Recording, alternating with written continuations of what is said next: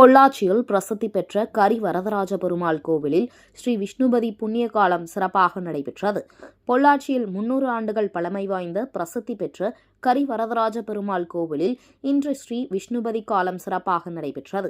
வைகாசி, ஆவணி, கார்த்திகை, மாசி மாதம் 1ஆம் தேதிகளில் வரும் ஸ்ரீ விஷ்ணுபதி புண்ணிய காலம் தினத்தன்று பெருமாளை வழிபட்டால் திருமண தடை நீங்கி குழந்தை பாக்கியம், வியாபாரம், உடல்நலம் போன்ற சகல செல்வங்களும் கிடைக்கும் என்பது ஐதீகம்.